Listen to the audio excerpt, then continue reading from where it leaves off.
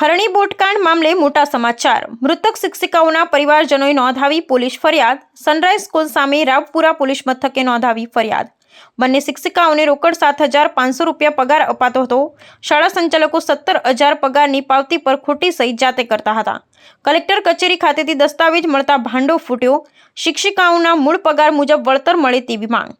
Raopura police મથકે ખોટી સહી અને અસલી સહીના દસ્તાવેજ રજૂ કરાયા। ગત 18 જાન્યુઆરીએ હરણીમાં પ્રવાસે ગયેલા બાળકોની બોટ પલટી હતી। 12 બાળકો સહિત 2 શિક્ષિકાઓના મોત થયા હતા। મૃતક છાયા સુરતી અને ફાલ્ગુની પટેલ સનરાઈઝ સ્કૂલમાં ધોરણ 4ની શિક્ષિકા હતી। जी कलेक्टर कचेरी थी स्कूल द्वारा रजू करवामां हुकम मारेलो कि सनराइज स्कूल जेने हुकम पाठवेलो कलेक्टर कचेरी थी कि सहीनी रिसिप्ट जे आवे आवकनी ते रजू करवा माटे पण जे रजू करवामां आई छे ते खोटी सहीओ छे। एमां जे मारा मॉम छायाबेन सुरती हूँ एमनो सन थऊं जिगर सुरती जे मैं जोई सही ते पूरेपूरी खोटी सही हती, बोगस हती। जे मैं कलेक्टर सामे रजूआत करी जेना दाखले आज फरियाद नोंधाई है रावपुरा पोलीस स्टेशन અને અમને વિશ્વાસ છે કે આ પોલીસ સ્ટેશન કાર્યવાહી જરૂર કરશે અને એ સમક્ષ એક્શન લેવામાં આવશે। શું પ્રમુખ માંગણી છે તમારી? પ્રમુખ માંગણી છે જેવી આ ગુનો જે થાય સબમિટ તેના માટે એક્શન પૂરતો લેવામાં આવે, જેટલી બને એટલી સજા ચોક્કસપણે કરવામાં આવે।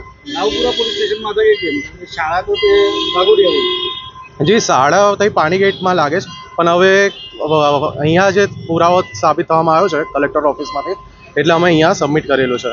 2 દિવસ અગાઉ જે ચોંકાવનારા દસ્તાવેજો પીડિત પરિવારોને પ્રાપ્ત થયા છે નાયબ કલેક્ટર સાહેબની કચેરીએથી કે જેમાં છાયાબેન સુરતી અને ફાલ્ગુનીબેન પટેલ જે શિક્ષિકાઓ ન્યૂ સનરાઈઝ સ્કૂલમાં ભણાવતા હતા એ શિક્ષિકાઓના પગારના પુરાવા જ્યારે સ્કૂલ પાસેથી માંગવામાં આવ્યા, પગાર પત્રકો મંગાવવામાં આવ્યા, તેવામાં નવેમ્બર 2023 અને ડિસેમ્બર 2023ના જે દસ્તાવેજો નાયબ કલેક્ટરશ્રીની કચેરીમાં રજૂ કરવામાં આવ્યા તેમાં બંને મૃતક સ્વર્ગસ્થ જે આ ટીચરો હતી એ ટીચરોની ખોટી અને બનાવટી સહીઓ કરવામાં આવેલી એવું જણાઈ આવેલું।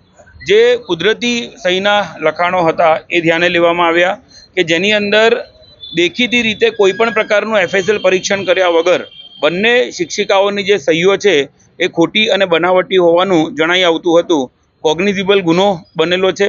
દસ્તાવેજ જે છે એ રાવપુરા પોલીસ સ્ટેશનની હદ વિસ્તારમાં અમને પ્રાપ્ત થયેલો છે, ત્યાંથી જ અમને આની કોપી આપવામાં આવી છે। એટલે જ અત્રે રાવપુરા પોલીસ સ્ટેશનમાં વિગતવારની તમામ જે 6 આરોપીઓ આની અંદર સંડોવાયેલા દેખાય છે, જે દસ્તાવેજ છે એના ઉપર જે વ્યક્તિઓના નામ જણાઈ આવેલા અને મુખ્ય આરોપી તરીકે ઋષિ વાડિયા કે જે સ્કૂલના મુખ્ય સંચાલક છે, જે આ તમામ કાર્યવાહીઓમાં હાજર રહે છે, એ તમામ 6 વ્યક્તિઓની સામે એક ગુનાહિત ષડયંત્ર રચીને શિક્ષિકાઓનો પગાર ઓછો બતાડીને અને પોતે જે જ્યારે ભવિષ્યમાં વળતરનો આદેશ થાય એ પછી કલેક્ટર સાહેબની કચેરીએથી થાય કે નામદાર ગુજરાત હાઈકોર્ટમાંથી થાય, પરંતુ એમને ઓછું વળતર ચૂકવવાનું આવે એવા બદઇરાદે આ દસ્તાવેજ તૈયાર કરવામાં આવેલો છે એવું સ્પષ્ટ થાય છે।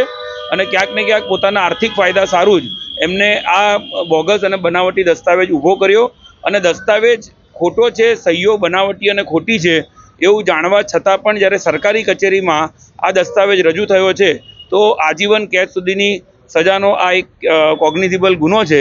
એટલે પોલીસને આજે લેખિત ફરિયાદ સુપ્રત કરી છે। તપાસ કરીને જે કોઈ દોષી છે એમની સામે તાત્કાલિક ગુનો રજીસ્ટર કરીને ધરપકડ કરે એવી અમે માંગણી કરી છે। ખાસ કરીને વાત કરીએ જે પ્રમાણે કઈ ઈરાદા સાથે તમે જે પ્રમાણે કયા કયા દસ્તાવેજો આપણી સાથે અત્યારે પુરાવાના એનામાં આવ્યા છે? મુખ્યત્વે 4 દસ્તાવેજો બંને ટીચરોના નવેમ્બર અને ડિસેમ્બર 2023ના 2 અલગ અલગ પત્રકો રજૂ થયા છે, જેની અંદર કુલ 4 સિગ્નેચર્સ જે છે એ ખોટી અને બનાવટી છે એ પ્રથમ દર્શનીય રીતે જણાઈ આવે છે। એટલે સાથે સાથે કુદરતી જે લખાણો છે કે જેની અંદર પાન કાર્ડ જે છે છાયાબેનનું એ પાન કાર્ડ અને પાસપોર્ટની નકલ ફાલ્ગુનીબેનનું એમાં પણ જે સહીઓ છે કોઈપણ રીતે મળી આવતી નથી। એ પ્રથમ દર્શનીય રીતે જે પુરાવા છે એ તમામ પુરાવા પણ ફરિયાદની સાથે રજૂ કર્યા છે।